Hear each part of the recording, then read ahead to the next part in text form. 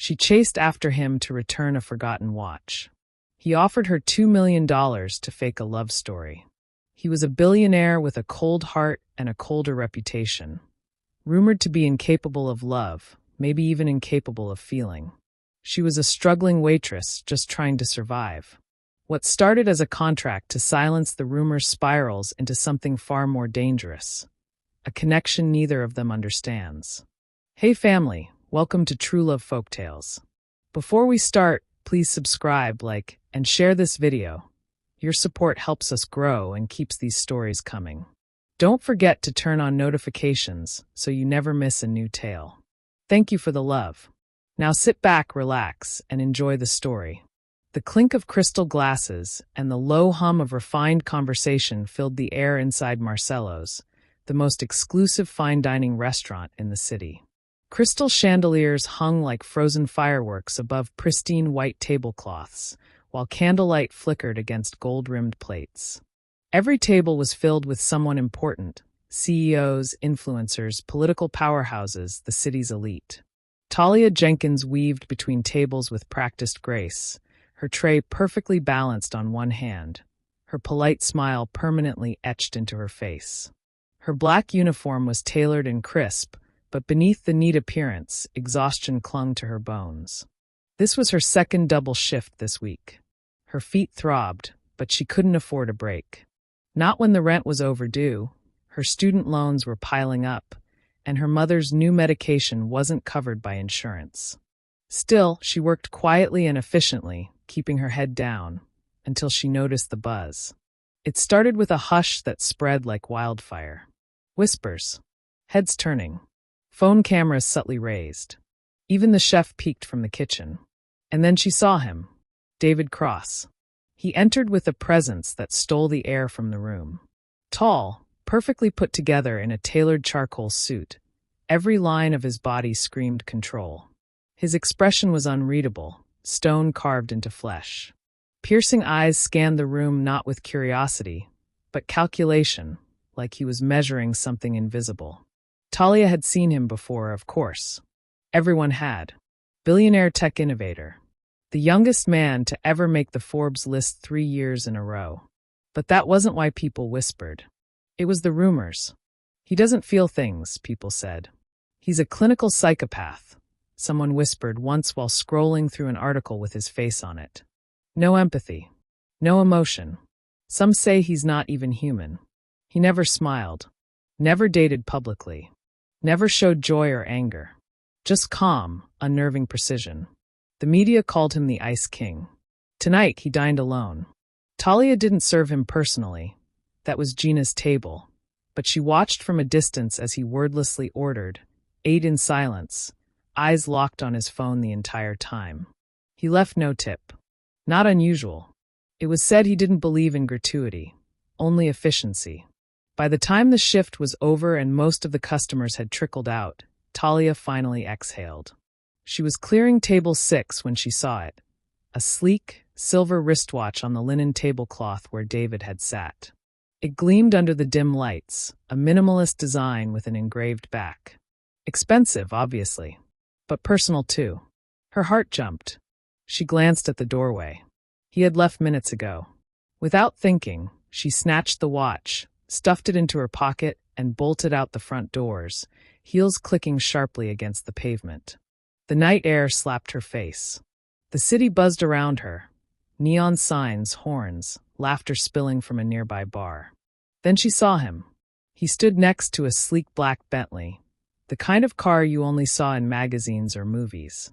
The driver held the door open as David prepared to step in. "Sir, wait, your watch," she shouted, breathless. David turned, brows barely lifting. His eyes fell on her like the temperature dropped a few degrees.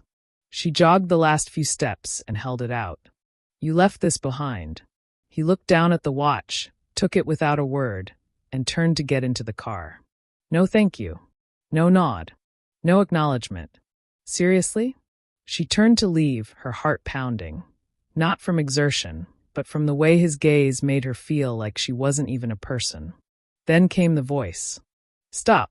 Just one word. Cold firm. Like an order from a machine. She froze, slowly turned back. He stepped forward, inspecting her in that same measured way, like she was data he was trying to interpret. "How much do you earn here?" he asked. She blinked. I'm sorry. Here. At this restaurant. Your monthly pay. Around 2,000. Give or take tips. David studied her as if doing a mental calculation. Then, "I need your services. I'll pay you handsomely." "What?" she said again, unable to keep the disbelief out of her voice. His tone never changed. "I want you to pretend to be in a relationship with me. Publicly. Convincingly. For the next 6 months." She stared at him. Was this a prank? He continued. "The press has been relentless. The lack of emotion, the psychopathy theories, it's beginning to affect investors. Perception is bleeding into business. I need a narrative shift." Talia's mind reeled. "And you think fake dating a waitress is the solution? You're not famous. You're not predictable. You saved my watch. You'll do." She almost laughed. "That's insane. I'll pay you $2 million if the narrative is successful." Everything inside her went still. But this wasn't just money. This was stepping into a lie. A performance. Becoming someone else. Talia closed her eyes. She saw her mother's face, pale and tired, smiling weakly from the couch where she spent most of her days now. She saw the overdue medical bills piling up, the call from the pharmacy refusing to refill without payment. She picked up the pen. She signed. 1 week later, she was in David Cross's penthouse, and it was nothing like she expected. It wasn't cold. It was clinical. No personal photographs. No books on shelves. Everything was black, steel, and glass, minimalism weaponized. The only sign of life was the faint smell of coffee and the low hum of white noise machines. David stood by the floor-to-ceiling window, overlooking the skyline like he was surveying his empire. He didn't turn when she entered. Instead, he simply said, "You're early. You said 10 a.m. "It's 10, she replied. He finally faced her. "I like early," he said, as if that were enough to make it a rule. Talia wore what Clara, David's assistant, called a casual elite outfit, which had been selected for her from a showroom. Designer jeans, silk blouse, a delicate necklace that probably cost more than her car. She felt like a walking mannequin. Clara appeared from behind a glass wall. Sharp features, tablet in hand, she was the enforcer of every clause in the contract. "We're starting public appearances this weekend," she said. "There's a charity art auction in Midtown. The press will be present. You'll arrive together. Be tactile." "Tactile?" Talia asked. "Hold hands," David replied. Clara swiped through her tablet. "Also, we'll need to boost social media presence. We'll start soft launching the relationship tonight. A leaked photo at lunch should be enough to start speculation." "Wait, you're planning leaks?" Talia asked, brow raised. "Of course. This isn't improv, Ms. Jenkins. It's narrative engineering," David replied, folding his arms. Her stomach tightened. This was already spiraling into something far bigger than she had imagined. "You don't have to pretend to be in love with me when we're alone," he said suddenly, as if sensing her discomfort. "This is purely strategic." His words stung more than she expected. She didn't want to care, but something about how easily he separated emotion from action unsettled her. "I didn't think I would," she said coolly. A flicker of something passed in his eyes. Amusement? Approval? It was gone too fast to tell. That weekend, they made their debut. Talia arrived in a custom navy gown tailored to her figure, hair styled into soft waves, makeup elegant but understated. David wore a black tuxedo with a midnight blue tie that matched her dress, another calculated decision. When he offered his arm as they exited the town car, her fingers hesitated before looping through his. Cameras flashed. Reporters whispered. The room took notice. Inside the art auction, David was magnetic. Not warm. Never that, but polished, composed, and perfectly attentive. He leaned close when she spoke, offered her his drink, guided her through the gallery with a hand at the small of her back. It looked like affection. It was an illusion. Still, she couldn't help noticing the shift in energy around them. Eyes that once avoided him now lingered with curiosity. Conversations softened when he approached. "The Ice King has a heart," one journalist murmured behind them. Talia heard it. So did David. Later, in the car, she glanced at him. "That didn't seem so hard for you." He shrugged. "I'm excellent at pretending." Something in his voice made her chest tighten. By the end of the first month, the internet had dubbed them #CrossedHearts, a pun that made Talia cringe. Social media exploded with theories and praise. "They're opposites," people tweeted. "She's sunshine, he's steel." The plan was working. But behind closed doors, the lines blurred. They spent hours together, dinners, rehearsals, practice interviews. She learned he hated loud noises, preferred analog clocks to digital, and never watched TV. He drank tea instead of coffee and had a photographic memory. He had no pets, no hobbies, no friends. And yet, he listened when she spoke. Not just out of obligation, really listened. She would mention something small, her love of old music, her favorite poet, and a day later, it would appear. A playlist in her inbox. A quote on a note tucked into her handbag. "You're surprisingly thoughtful for someone who claims not to feel," she said one day. David didn't respond, but he didn't deny it either. One night, after a gala, they stood outside her apartment. The driver waited patiently behind them. "Good work tonight," he said. "You say that like I'm your employee," she replied. "You are." She smiled bitterly. "Right. I forgot." He hesitated. Then, to her surprise, reached forward and brushed a loose strand of hair from her cheek. It was a practice gesture. Perfect for the cameras. But there were no cameras now. Talia's breath caught. "I'm going inside," she said quickly. He nodded. "See you tomorrow." She shut the door behind her and leaned against it, her heart pounding. Because for the first time, she wasn't sure if she was pretending anymore. They said it was just acting. A role. A performance. A well-paid illusion. But lies, when repeated long enough, start to feel like truth. Talia knew this better than anyone now. It had been 3 months since she signed the contract. 3 months of flashbulbs, carefully staged moments, fake kisses, rehearsed smiles, and whispered lies in public spaces. 3 months of being his. Not in the real way, not in any way that mattered, but in the way that made the world believe something impossible. That David Cross could feel, that he could love, that they were real. And somewhere between the charity galas and rooftop dinners, between the hand-holding and choreographed glances, something shifted. Not in him. In her. She was falling. It wasn't a sudden thing. It wasn't dramatic or obvious or loud. It was slow, like melting ice. Like something dormant waking up after a long winter. It was the way he looked at her during interviews, making it seem like no one else existed. The way he listened with terrifying focus, remembering things she didn't even realize she said. The way he never flinched when her hand found his in a crowd, or when she leaned into him for warmth. They had a rhythm now, a carefully constructed dance.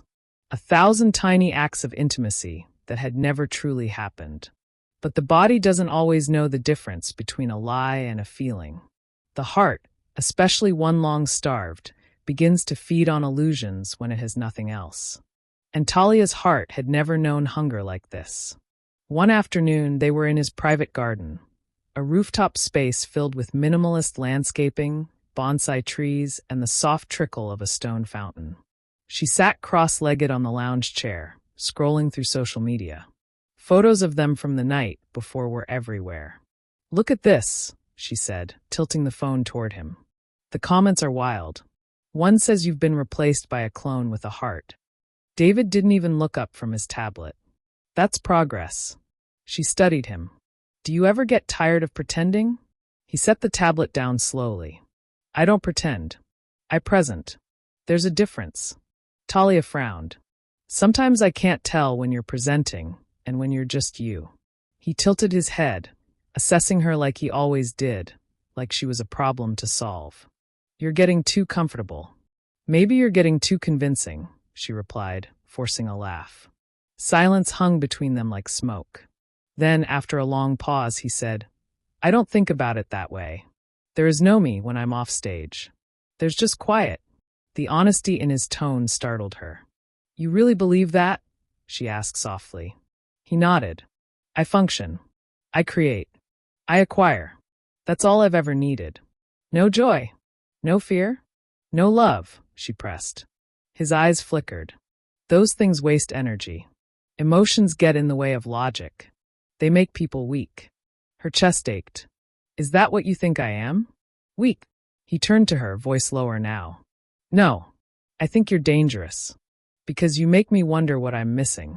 Talia lay awake that night in her apartment, staring at the ceiling as his words echoed in her mind.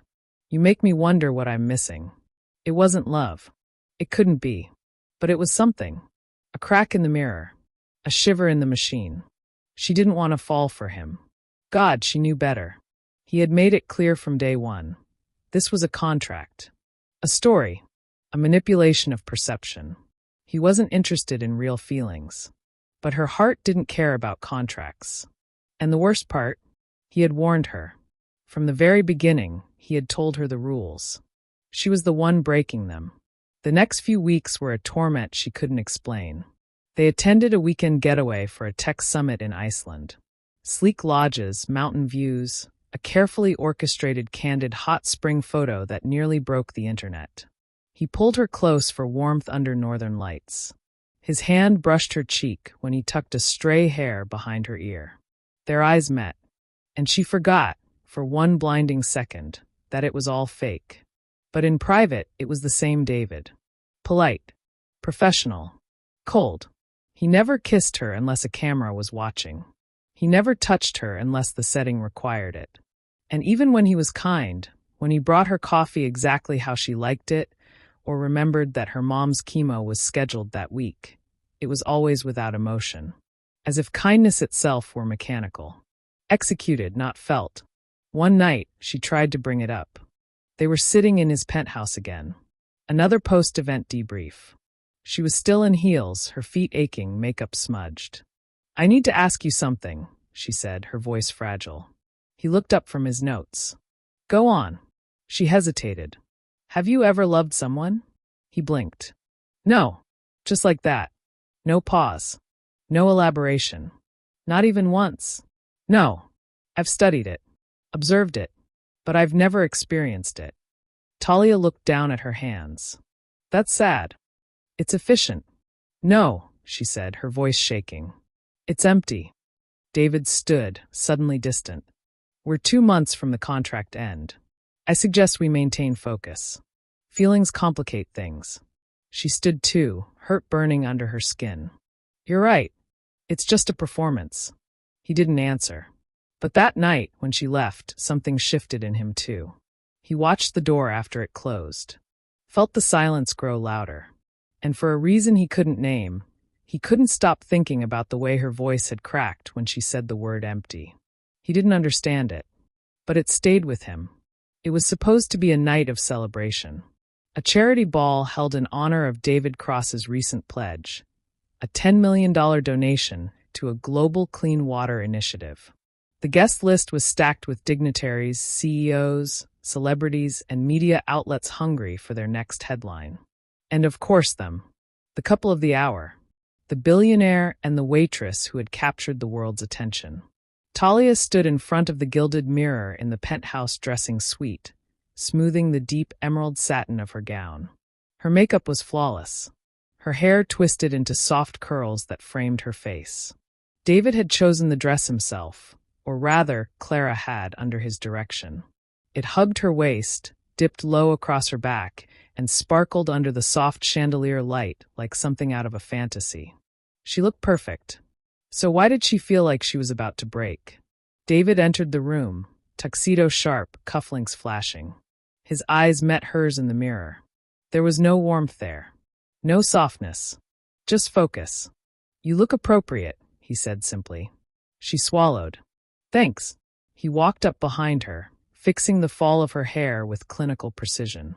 "Smile tonight," he said. "It's important we close strong." "Close," she echoed, already knowing, already hurting. He didn't answer.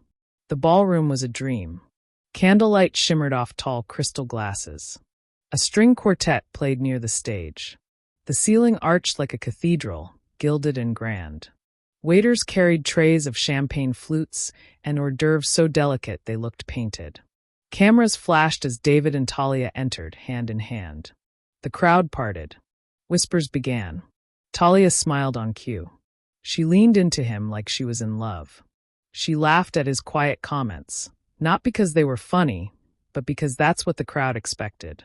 Her body knew the steps now. She was the perfect partner in the dance of illusion.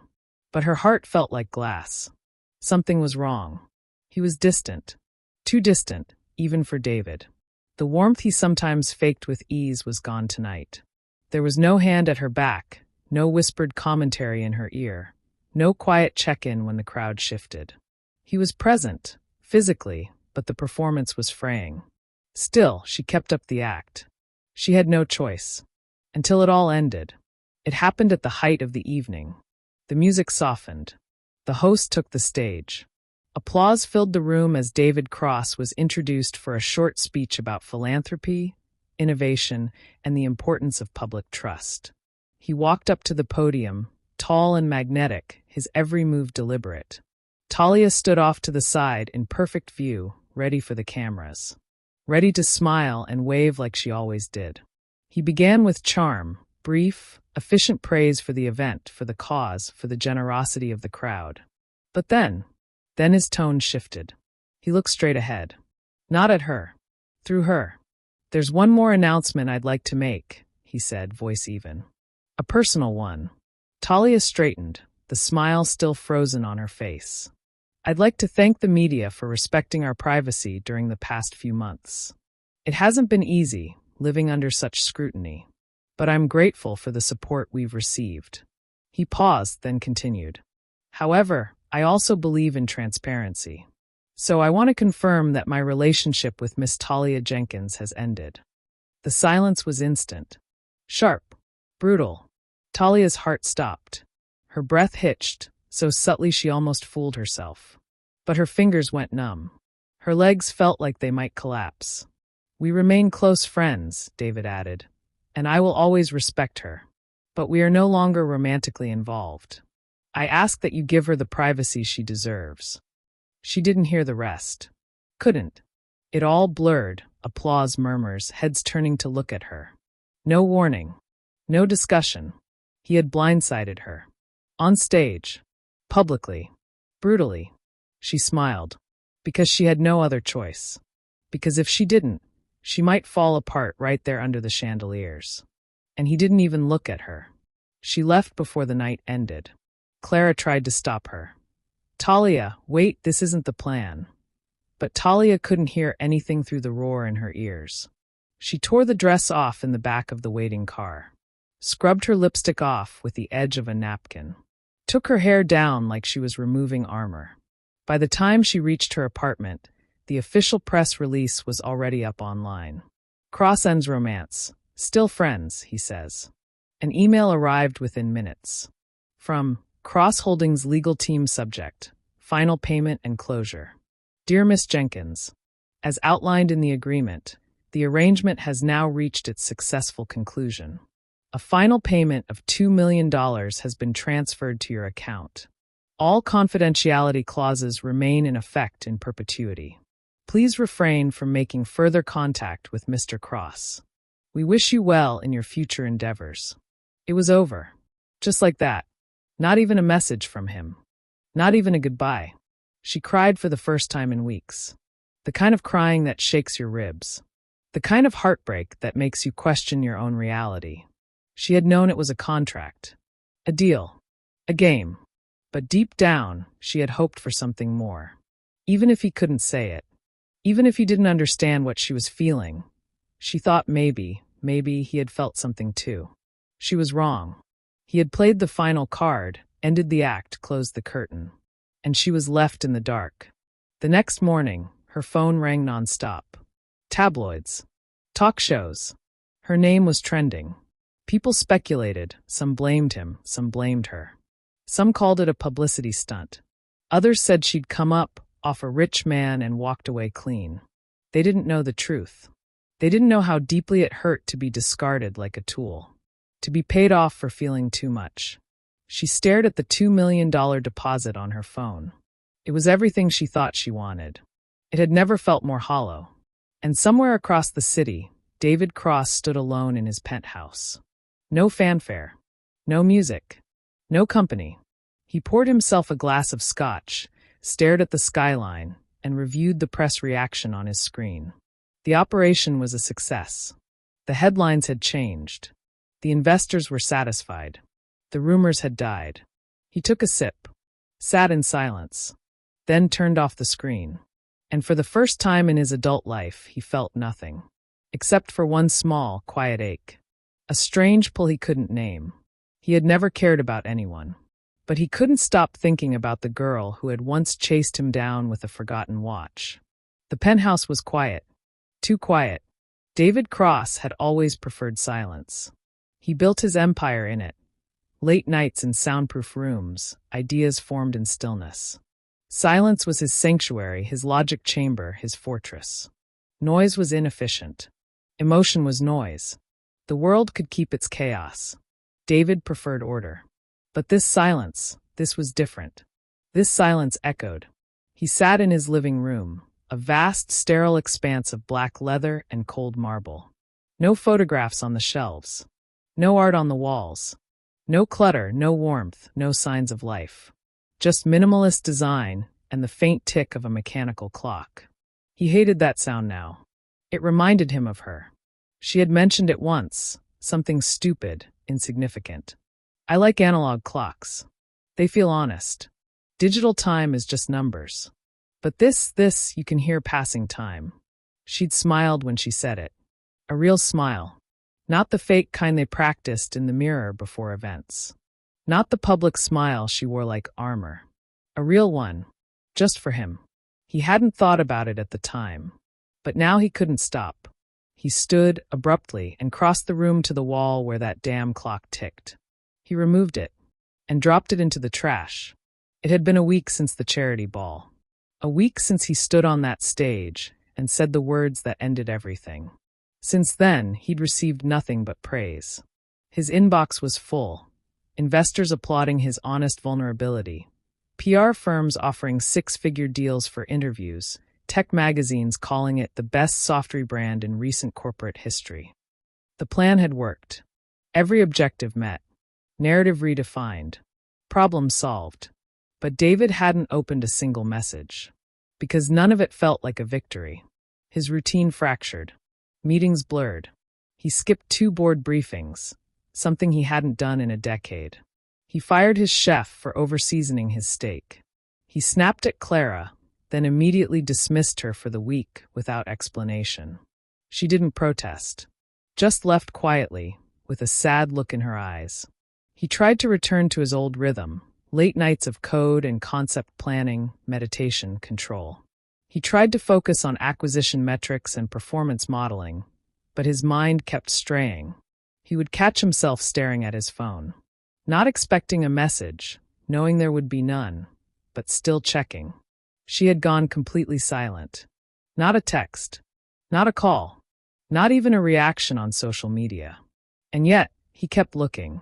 One night, he poured himself a drink and sat at the piano.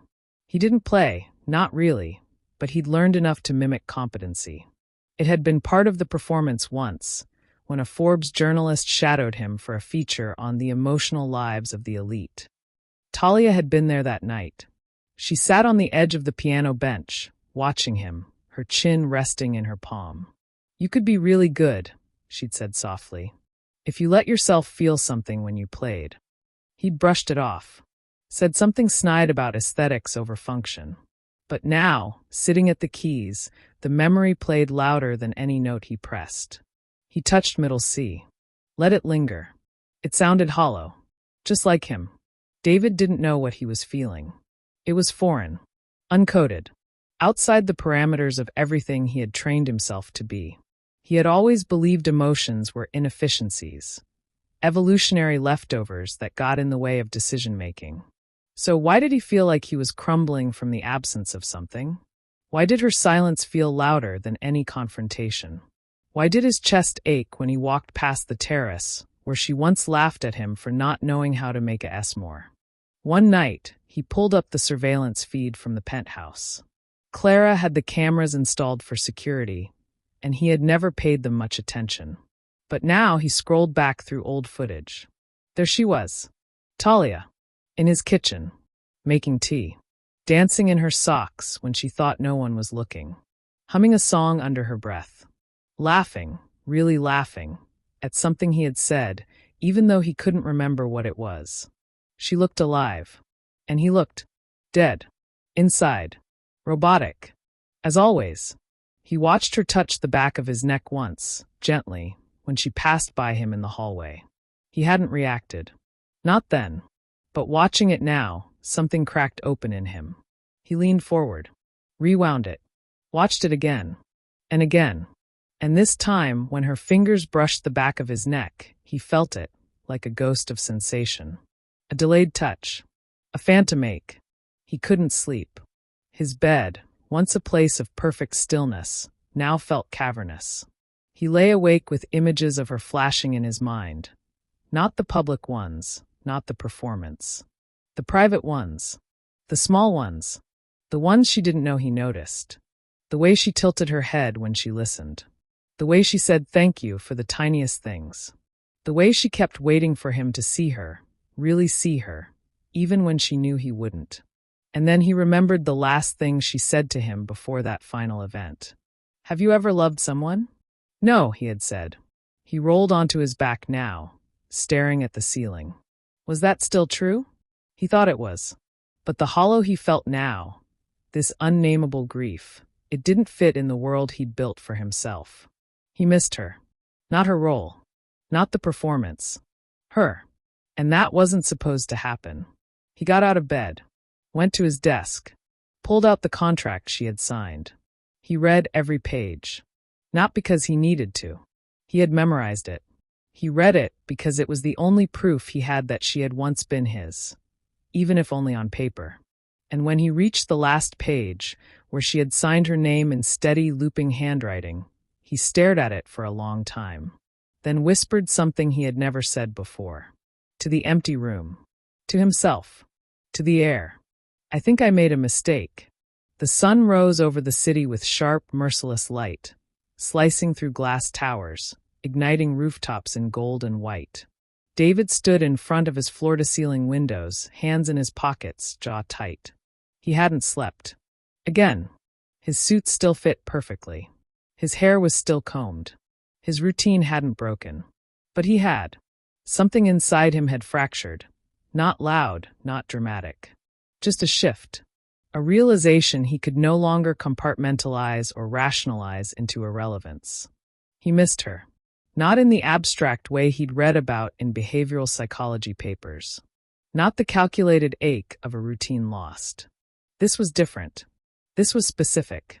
He missed the sound of her voice in the morning, still soft with sleep. He missed her mismatched socks. He missed her quiet humming when she watered the single plant she insisted on keeping alive in his sterile penthouse. He missed her presence. And for the first time in his life, that need, that yearning, didn't make him feel weak. It made him feel alive. He tried to fight it at first. Of course he did. He drafted an email. Talia, I hope you're well. There are a few loose ends I believe we should discuss, if you're open to that. Best, DC. He deleted it. He tried to call Clara to request a neutral meetup under the guise of a business check-in. He hung up before it rang. None of that was real. None of that was human. And he needed to do this as himself. No contract. No strategy. No performance. So he walked out of his penthouse, got into the back of his car, and said 3 words his driver had never heard from him. Take me there. The house was modest. Suburban. Tucked behind a row of sycamore trees and a weathered picket fence that leaned slightly to the left. Her car was parked out front. The same beat-up sedan she refused to replace, even when she'd had millions wired into her account. David stepped out of the car. He didn't knock right away. He stood there, palms damp, breath uneven. And for the first time since he was a child, he realized he was afraid. Not of rejection. Not of exposure. He was afraid that maybe, just maybe, he was too late. What if she had moved on? What if she never wanted to see him again? What if she hated him? He raised his hand and knocked. Talia opened the door in a loose t-shirt and leggings. Her hair was tied in a knot. She looked like she had just woken up. The sight of him made her freeze, like the air had been sucked from the space between them. "David," she said softly. He swallowed. His voice, when it came, was low and rough. "Hi." Silence stretched between them like a wire, taut and trembling. She blinked. "What are you doing here?" He didn't have an answer ready. Not a speech. Not a plan. "I don't know," he admitted. "But I think I need to say something. And I'd like to say it without assistance. Without PR. Without all of that." She hesitated. He looked tired. More human than she'd ever seen him. The edges of him were frayed. "Come in," she said finally, stepping aside. He didn't sit. He paced. She leaned against the counter, arms crossed, watching him like he might detonate at any moment. "I've been thinking," he said. "About you. About everything." "David." "No. Please," he said, stopping mid-step. "Just let me say this. I'm not good at this. I know that. I don't know how to do this the right way. But ever since you left, I didn't leave. You ended it." He flinched. She saw it. "You stood on a stage," she said, her voice rising, "and pretended like it didn't matter. Like I didn't matter. You humiliated me. You didn't even say goodbye." "I thought I was protecting you," he said quickly. "I thought if I made it clean, if I kept it professional, it would hurt less." "Well, it didn't," she snapped.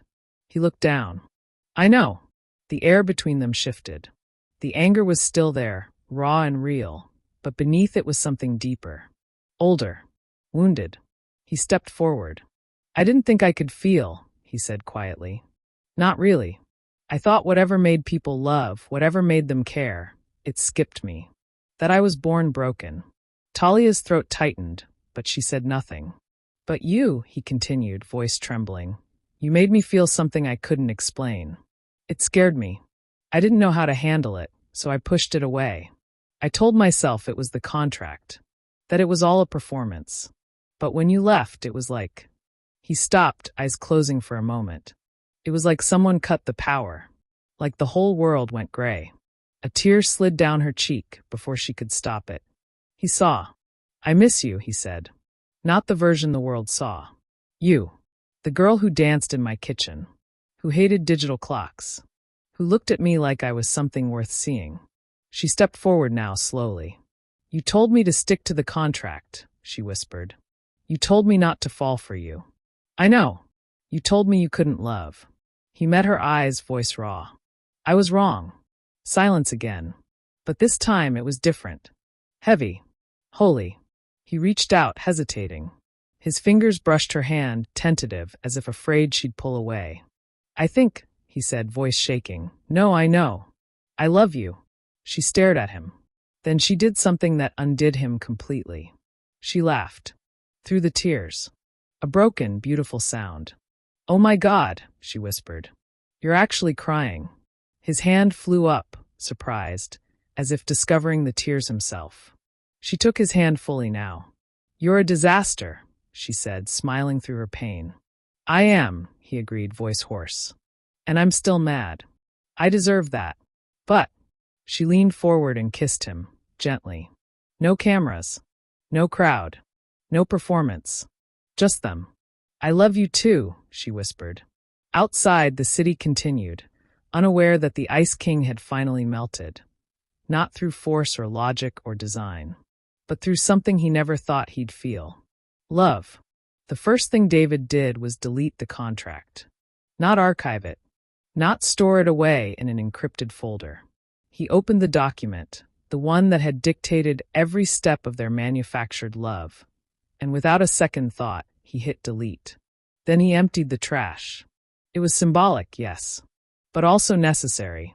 Because if this was going to work, if they were going to work, it had to start from nothing. No clauses. No payments. No control. Just them. They didn't announce their reconciliation. There were no press releases, No carefully leaked photos, no elegant red carpet debuts. The world didn't know that Talia Jenkins and David Cross were seeing each other again, because it wasn't for the world anymore. It was for them. For the first time, there were no expectations, no deadlines, no scripted displays of affection. And that made it terrifying and beautiful. The first few weeks were quiet, awkward even. David wasn't used to explaining himself. He wasn't used to sharing, and she wasn't used to trusting him. Not fully. They talked in half steps, slow and cautious, like animals learning not to flinch. But slowly, trust began to take root, in the small, quiet ways that truly mattered. He started asking questions, not out of strategy, but curiosity. He asked about her favorite childhood memories, her dreams, what scared her, what calmed her. And he listened. Not like before, not for advantage. He listened and remembered. Talia moved back into her old apartment despite David offering her a wing of his penthouse. "I don't want to be absorbed into your world," she told him, holding her ground. "I want to meet you in the middle. Or not at all." That was new for him, the idea of middle. He had lived his whole life in absolutes. Control or chaos. Dominance or failure. But he agreed. And when he stayed at her place for the first time, sleeping beside her in a too-small bed with mismatched sheets and a squeaky ceiling fan, he realized something profound. He felt safe. For the first time in his life, he didn't need a fortress to feel protected. He needed her. They began building something real. Not perfect. Not dramatic. Real. He met her mother, who was recovering slowly and greeted David with all the suspicion of a lioness guarding her cub. At one point, she pulled Talia aside and whispered, "Does he blink?" Talia laughed so hard she nearly cried. But David was patient. He showed up. He brought groceries. He remembered her mother's appointments and sent flowers on her birthday. Eventually, she softened. "You're still weird," she told him one day. But maybe not heartless. It was the closest thing to approval David ever got. And he took it like a trophy. Talia took time to heal too. There were nights she would still wake up panicked, heart racing from dreams where he stood on a stage and erased her again. But he was there. Not hovering. Not performing. Just present. Sometimes he held her hand until she calmed. Other nights, he just listened, letting the silence between them be a comfort rather than a weapon. And every time she looked at him, really looked, she saw the difference. He was trying, not to control, not to manipulate, to connect, to love. He started doing small things, beautiful, ridiculous things. He bought a second-hand piano, just like the one she used to play in college, and placed it in her apartment. He wrote her a note when he knew he couldn't find the words in person. "I don't understand love yet, but I know that I want to learn it with you." She cried reading it. Not because it was poetic, it wasn't, but because it was real. Unfiltered. Uncalculated. Just like him. Months passed. They still argued. Still got things wrong. David sometimes retreated into silence when things got emotionally overwhelming. Talia still had moments where she questioned if he truly loved her or was just mimicking affection. But the difference now was that they talked about it. No running. No hiding behind logic. One night, they sat on her tiny couch, sharing tea in silence, the city lights outside blinking like distant stars. He looked at her, suddenly serious. "I used to think love was a myth," he said. "A chemical illusion. And now?" she asked. He took her hand, pressed his forehead to hers. "Now I think it's the only thing that's ever been real." They didn't need a grand finale. No viral wedding. No spectacle. Just a quiet morning, 6 months later. David stood in her kitchen, wearing one of her oversized sweatshirts, struggling to make pancakes. She laughed, watching him fumble with the batter. "I built an AI that can read human emotion," he grumbled. "Why is this harder?" "Because love isn't about perfection," she said, kissing his cheek. "It's about trying." He looked at her, hair messy, eyes still soft with sleep, and smiled. A real smile. No cameras. No audience. Just them. And for the first time, it was enough. We have come to the end of this story. I hope you enjoyed it. If so, do not forget to like and subscribe to my YouTube channel and turn on your notification for more beautiful stories.